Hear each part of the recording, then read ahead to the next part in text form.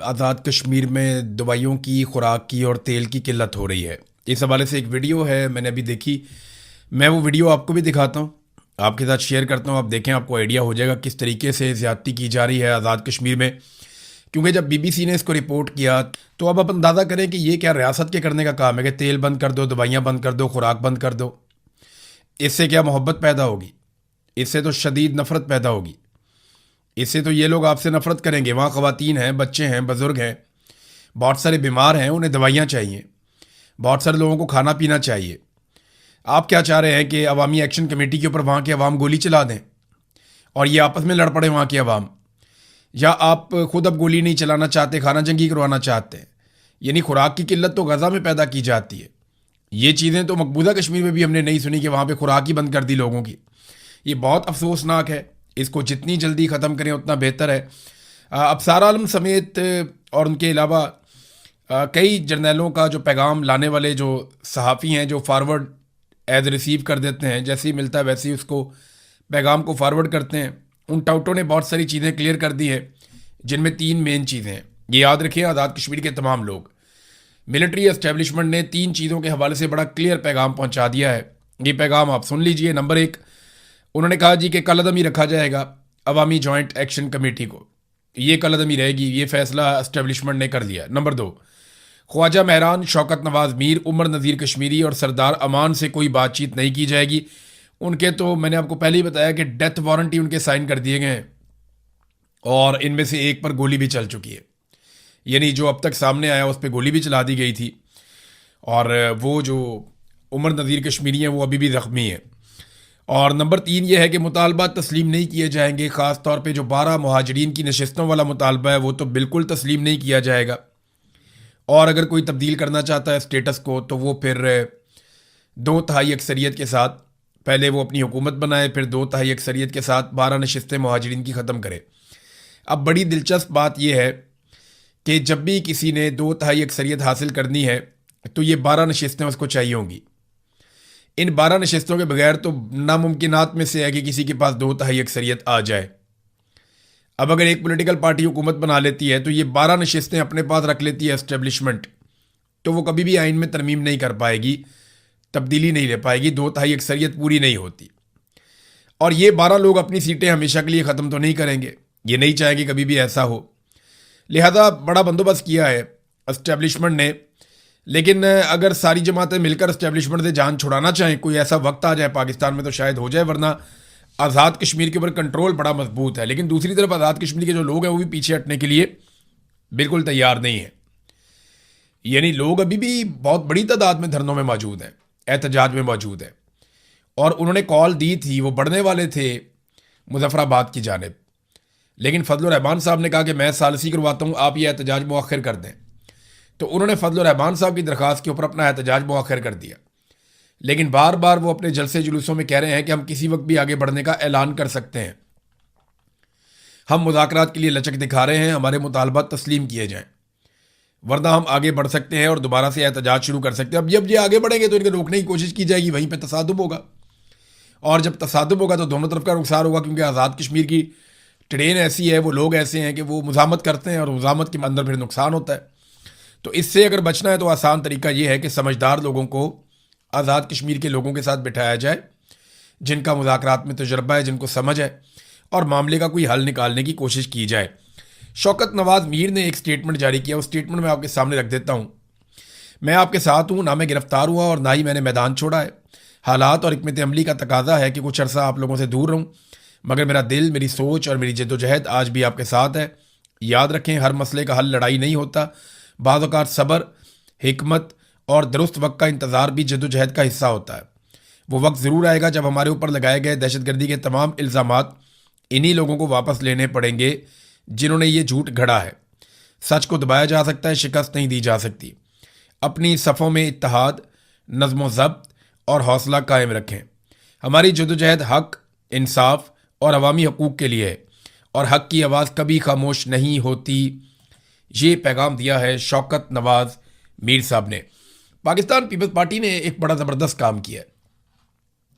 बिलावल करता यह है कि वो कौमी असम्बली में जाता है और जाके या कहीं पे अगर स्टेटमेंट देता है तो वहाँ पे बिलावल या पाकिस्तान पीपल्स पार्टी के लोग वो आज़ाद कश्मीर में जो कुछ भी होता है या हो रहा है इसका मलबा वफाकी हुकूमत पे डाल देते हैं कि शहबाज शरीफ के वज़रा ये कर रहे हैं, ख्वाजा आसिफ ने ये वाला स्टेटमेंट क्यों दिया, ख्वाजा आसिफ ने क्यों कहा कि रावला कोट के लोग कश्मीरी नहीं हैं। भी ख्वाजा आसिफ का जुर्म तो इतना सा है, वहाँ तो गोलियाँ भी चल रही हैं, बंदे भी मारे जा रहे हैं, वहाँ तो इंसानों के सरों की कीमतें भी रख दी गई। वहाँ की जो आवाम की एक मकबूल जमात है जॉइंट अवामी एक्शन कमेटी, उसके ऊपर पाबंदी भी लगा दी गई, उसे कलअदम करार दे दिया गया। ये सारा कुछ कौन कर रहा है? ये पाकिस्तान पीपल्स पार्टी की आज़ाद कश्मीर की हुकूमत कर रही है। फैसल राठौर उस हुकूमत का वज़ीर आज़म है। तो बिलावल बड़ी चालाकी के साथ ना ये साबित करने की कोशिश करता है कि वो तो अपोजिशन है और ये जो कुछ भी आज़ाद कश्मीर में हो रहा है इसके लिए ज़िम्मेदार बिलावल ठहरा देता है बड़े आराम से शहबाज शरीफ और उसकी हुकूमत को। लेकिन असल में इसके लिए जो बड़ा जिम्मेदार है वो बिलावल खुद है, क्योंकि बिलावल पीपल्स पार्टी है और पीपल्स पार्टी की आज़ाद कश्मीर में इस वक्त जाली हुकूमत है और वो वहाँ जालसाजी के साथ वो तमाम इकदाम कर रहे हैं, चाहे वो उनके रहनुमाओं के सरों के ऊपर इनामात रखना हो, चाहे उस जमात को कलअदम करार देना हो, चाहे फोर्सेस को दावत देकर आज़ाद कश्मीर में बुलाना हो, चाहे बार बार क्रैकडाउन करना हो, गोली चलानी हो। इन तमाम फैसलों के पीछे जो एक फोर्स खड़ी है वो पाकिस्तान पीपल्स पार्टी है, लिहाजा भी इस फैक्टर को नज़रअंदाज नहीं कर सकते। नाज़रीन, एक नया चूरन पाकिस्तान में बेचने की कोशिश की जा रही है। आने वाले दिनों में बड़ी शद और मद के साथ ये चूरन बेचा जाएगा। एक तो ये साबित करने की कुछ टाउट्स कोशिश कर रहे हैं कि आसिम मुनीर बहुत जमहूरी है, यानी आसिम मुनीर शहबाज शरीफ को स्पेस देते हैं, वो बहुत जमहूरी है। तो ऐसा बिल्कुल नहीं है। आसिम मुनीर जहाँ मौका मिलता है वो वहाँ घुस जाते हैं। वो बिल्कुल जमहूरी सोच उनकी नहीं है। वो अपने हलफ की खिलाफ वर्जी करते हैं। अगर वो हलफ की पासदारी करते तो वो कभी भी डिप्लोमेसी के अंदर रोल प्ले ना करते। हलफ की पासदारी करते तो पूरा इलेक्शन चोरी ना करते। हलफ की पासदारी करते तो सियासी मामलात में मुदाखलत ना करते, एक्सटेंशन और इस्तिस्ना जैसी खुराफात के अंदर ना पड़ते।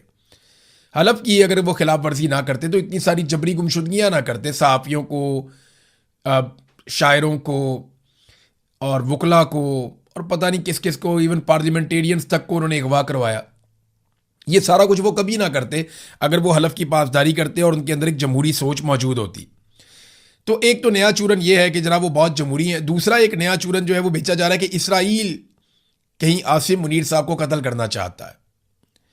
यानी ये अब खबरें चलना शुरू हो गई हैं, हल्की हल्की इसके ऊपर लोगों ने बातचीत शुरू कर दी है। बाहर से भी एक दो सोर्सेज हैं जिनसे खबर दिलवा दी गई है कि जनाब इसराइल आसिम मुनीर को कत्ल करना चाहता है और उसके लिए कोई बड़ा बारीक वारदात हो रही है। नहीं, ऐसा नहीं है। इसराइल को आज तक पाकिस्तान में अगर कोई हुक्मरान सबसे ज़्यादा सूट किया है तो वो आसिम मुनीर है। मैं आपको वजह बताता हूँ कैसे। आसिम मुनीर साहब पाकिस्तान के वो वाहिद हुक्मरान हैं जिनके दौर में इसराइल के खिलाफ एहतजाज करने वालों पे गोली चली है।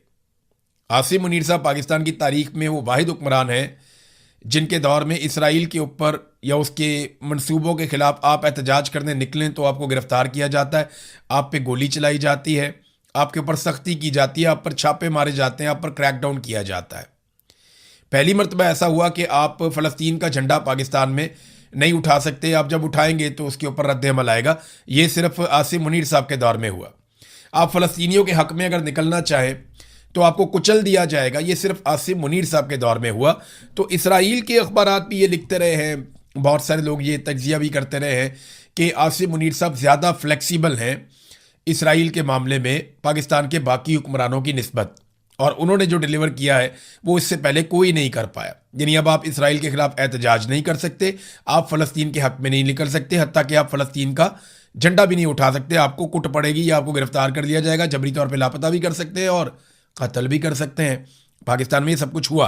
तो ये जो नया चूरन बेचा गया कि जनाब आसिम मुनीर साहब को इसराइल कत्ल करना चाहता है, मेरे ख्याल में ये गलत है। जो दुरुस्त चीज़ है वो ये है कि जितनी जल्दी आसिम मुनीर साहब खुद को इन सियासी मामलात से अलग कर लेंगे ना, अपने आप को और अपने इदारे को इन सियासी मामलात से जितना दूर ले जा सकते हैं, जितनी जल्दी ले जाएंगे उतना पाकिस्तान के लिए बेहतर है। वरना ये काम होना तो ज़रूर है, आज नहीं तो कल हो जाएगा, लेकिन इसमें नुकसान काफ़ी ज़्यादा हो जाएगा। नाज़रीन, नेतन्याहू के लिए बड़ी मुसीबत बन गई है और नेतन्याहू पर अदालत में केसेस है। नंबर एक देखें, वो बहुत सारी चीज़ें इकट्ठी होकर आ गई। नंबर एक, उस पर अदालत के अंदर केसेस चल रहे हैं और वो बिल्कुल आखिरी मराहिल में दाखिल हो चुके हैं। नंबर दो, ईरान से बदतरीन शिकस्त हो चुकी है, क्योंकि इस रीजन में एक ही मुल्क था जिसने टक्कर देनी थी इसराइल को, और उन्हीं के लिए तैयारी थी इसराइल की सारी। और वो ये हमेशा से बताते थे कि ईरान से हम बहुत ताकतवर हैं, लेकिन ईरान ने जिस तरह मुकाबला किया वो शिकस्त अब नेतन्याहू के खाते पड़ गई। नंबर 3, ट्रंप का रवैया काफ़ी बदलता जा रहा है। ट्रंप जो है वो ईरान के साथ जो डील है उसको ज़्यादा इंपॉर्टेंस दे रहे हैं नेतन्याहू से ताल्लुकात से भी, यानी जो नेतन्याहू से ताल्लुकात हैं उससे ज़्यादा ट्रंप इंपॉर्टेंस दे रहे हैं ईरान के साथ जो मुआहदा हो रहा है उसको। तो ये भी एक नेतन्याहू के लिए बहुत परेशानी वाली बात है, और सियासी नाकामी है बहुत बड़े पैमाने पर कि अब अगर इलेक्शन होते हैं तो नेतन्याहू की पोजीशन बड़ी कमज़ोर हो सकती है। नाज़रीन, डोनाल्ड ट्रंप के लिए भी जो मिनाब स्कूल वाला इंसिडेंट है वो एक मुसीबत बन गया है, क्योंकि वहाँ पे 168 तालिबात जाँ बहक हुई थी मिनाब स्कूल वाले वाक़े में। अब डोनाल्ड ट्रंप से ये सवालात पूछे जाते हैं तो उनके पास जवाब कोई नहीं होता। तो इस मरतबा डोनाल्ड ट्रंप ने जो जवाब दिया वो बड़ा घुमा घुमा के जवाब दिया। उसने हर तरह से बचने की कोशिश की, जनाब मैं नहीं जानता कौन जिम्मेदार है, इसका तो तयन होना बाकी है, मैंने भी रिपोर्ट देखी नहीं है, हवा में बहुत सारे मिसाइल थे, सब लोग मिसाइल चला रहे थे, पता नहीं किसका मिसाइल जाकर लग गया, मुझे नहीं लगता कि वो अमेरिका का मिसाइल था जो जाकर स्कूल के अंदर लगा। देखें, ये रिस्पॉन्सिबिलिटी किसी को तो लेनी पड़ेगी। ईरान ने इसकी मुकम्मल तहकीकात करवाई हैं और आलमी इदारों को उसने ऑफ़र भी किया कि जो आकर देखना चाहता है, जो चाहिए हम देते हैं। अब मिनाब स्कूल के अंदर 168 बच्चियां शहीद हुई हैं। ये इतना बड़ा इंसिडेंट है कि इसने पूरी दुनिया को हिलाकर रख दिया है। आज अगर डोनाल्ड ट्रंप इक़्तिदार में है तो शायद उसके खिलाफ कुछ ना हो सके, लेकिन कल जब डोनाल्ड ट्रंप इक़्तिदार में नहीं होगा तो उसे इस चीज़ का सामना तो करना पड़ेगा, क्योंकि उसके फैसले के बाद ये अटैक किया गया और आर्मी चीफ तो हटा दिया गया है। जिसके दौर में ये अटैक हुआ था वो तो डोनाल्ड ट्रंप की हुकूमत ने, उसके वज़ीर दिफा ने, पीट हेग्सेथ ने खुद ही आर्मी चीफ हटा दिया, 10 के करीब जर्नैल और भी हटा दिए। तो पीट हेग्सेथ जो है वो एक के बाद एक जर्नैल अमेरिका में तब्दील कर देता है, वो पूछता भी नहीं है उससे कितना ताकतवर है अमेरिका का वज़ीर दिफा। और एक हमारा वज़ीर दिफा है जिसकी ये हैसियत है कि उसको कोई भी फ़ोन करके डांट देता है और उससे ट्वीट डिलीट करवा देता है। ये बड़ा अनफॉर्चुनेट है। वज़ीर दिफा की इतना थोड़ा बहुत हौसला हिम्मत तो होनी चाहिए, लेकिन पाकिस्तान में ऐसा सच है नहीं। नाज़रीन, मिनाब स्कूल का वाक़या जो है वो अब डोनाल्ड ट्रंप के सामने आस्ता आस्ता आना शुरू हो गया। चंद चीज़ें जिनका डोनाल्ड ट्रंप को आने वाले इंतखाबात में सामना करना पड़ेगा, क्योंकि मिड टर्म इलेक्शन नवंबर में अमेरिका में आएंगे। अगर डोनाल्ड ट्रंप ये इलेक्शन हार जाता है तो उसके पास अक्सरियत नहीं रहेगी, फिर डोनाल्ड ट्रंप को इम्पीच किया जाएगा। ये डोनाल्ड ट्रंप खुद कह चुके हैं कि अगर मैं मिड टर्म इलेक्शन हार गया तो 100% मुझे इम्पीच किया जाएगा। और अगर डोनाल्ड ट्रंप को इम्पीच किया जाता है या उसका मुआखजा किया जाता है तो रवायत तो यही है कि डोनाल्ड ट्रंप को पीछे हटना पड़ेगा। अब देखते हैं डोनाल्ड ट्रंप रवायत पूरी करते हैं या कंटिन्यू करते हैं, लेकिन वो एक इंतहाई कमज़ोर सदर होगा जो किसी किस्म की कोई कानून साजी नहीं कर पाएगा, किसी किस्म का कोई फैसला नहीं कर पाएगा अगर वो नवंबर का इलेक्शन हार जाता है तो। ये डोनाल्ड ट्रंप की इस वक्त सिचुएशन है। डोनाल्ड ट्रंप को जो सामना करना पड़ेगा, नंबर 1 तो वो एप्स्टीन फाइल, ये सारा मामला, अभी फाइलें तैयार हैं, एक एक चीज़ निकाली गई है, एक एक चीज़ की वीडियोस और डॉक्यूमेंट्रीज बन रही हैं, और ये तमाम चीज़ें तैयार हो जाएंगी अगस्त और सितंबर तक। सितंबर अक्टूबर में ये पूरी कंपेन एक लॉन्च की जाएगी और नवंबर में डोनाल्ड ट्रंप को इलेक्शन में शिकस्त दे दी जाएगी। जो प्लानिंग है डोनाल्ड ट्रंप के मुखालिफिन की वो है। तो एक तो एप्स्टीन फाइल का मामला है, दूसरा डोनाल्ड ट्रंप ने जो ईरान के साथ लड़ाई लड़ी, बेवकूफ़ाना किस्म की एक शिकस्त अमेरिका को दिलवाई, अमेरिका के तमाम फौजी अड्डों को बहुत बड़ा नुकसान पहुंचा। अब वो कह रहे हैं कि 87 अरब डॉलर, 87 बिलियन यूएस डॉलर्स वो दिए जाएं, वो कांग्रेस हवाले करे पार्लियामेंट पेंटागन के, ताकि वो अपना नुकसान पूरा करें। अब ये भी डोनाल्ड ट्रंप ने ही कहा और बाकायदा पेंटागन ने इसकी डिमांड भी की। तो ये हो गई दो चीज़ें। तीसरा, ये महंगाई जो बढ़ी है और डोनाल्ड ट्रंप के जो इकदामात हैं, जिस तरह उन्होंने अमेरिका को चलाया, उस पर भी लोग काफ़ी नाराज़ हैं।